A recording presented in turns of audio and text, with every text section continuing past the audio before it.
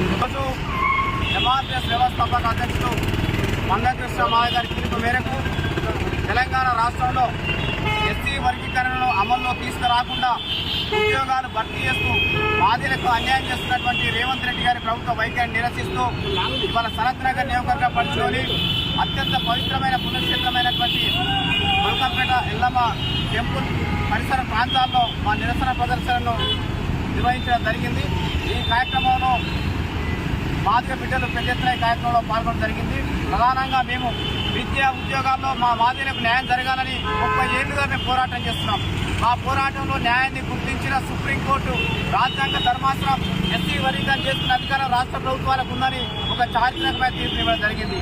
మరి సుప్రీంకోర్టు ఆ రోజు తీర్పిచ్చిన రోజు తెలంగాణ రాష్ట్ర ముఖ్యమంత్రి రేవంత్ రెడ్డి గారు అసెంబ్లీలో సాక్షాత్ స్వయంగా మాట్లాడుతూ ఎస్సీ వర్గీకరణ ప్రకారమే అన్ని ఉద్యోగాల భర్తీని మేము చేపడతామని మరి హామీ ఇవ్వడం జరిగింది.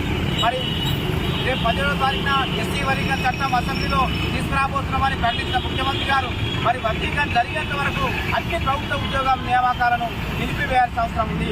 ఇప్పుడు వర్గీకరణ లేకుండా ఉద్యోగాల భర్తీ జరిగితే మాదిలకు రావాల్సిన అవకాశాలు మాదిలకు రాకుండా మాదిగ జాతికి తీవ్ర అన్యాయం జరుగుతున్నది. ఇప్పటికే మాకు 70 సంవత్సరాలకు అన్యాయం జరిగిందని 30 ఏళ్ళుగా మేము పోరాటం చేస్తాం.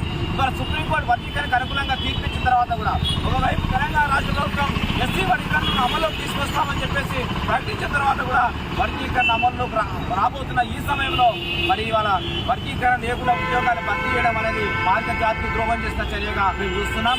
ఇవాళ 4 రోజులు ఆగితే అయిపోతుంది, వర్గీకరణ అమల్లోకి వస్తుంది. మీరు 17వ తారీఖు అసెంబ్లీలో బిల్లు పెట్టబోతున్నారు, వర్గీకరణ చట్టాన్ని ఆమోదించబోతున్నారు, వర్గీకరణ చట్టాన్ని అమల్లో తీసుకురాబోతున్నారు. మరి ఈ 4-5 రోజుల వ్యవధిలోనే ఏం తొందర వచ్చిందని ఈ ఉద్యోగాలు భర్తీ చేస్తున్నారో రేవంత్ రెడ్డి ప్రభుత్వం సమాధానం చెప్పాలని మేము డిమాండ్ చేస్తాం. తెలంగాణ రాష్ట్రంలో ప్రతి ఉద్యోగ నోటిఫికేషన్కు ఎస్సీ వర్గీకరణ వర్తింపజేయాలి.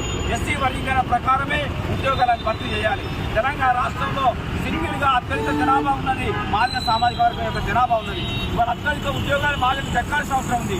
అందుకోసం వర్గీకరణ ప్రకారం ఉద్యోగాల భర్తీ చేయాలని చెప్పేసి మేము రాష్ట్ర ప్రభుత్వాన్ని డిమాండ్ చేస్తాం. ఎస్సీ వర్గీకరణ అమల్లో తీసుకొచ్చేంత వరకు మందకృష్ణ మావయ్య గారి పిలుపు మేరకు మా పోరాటం ఆగదని ఈ సందర్భంగా మేము గుర్తు చేస్తాం.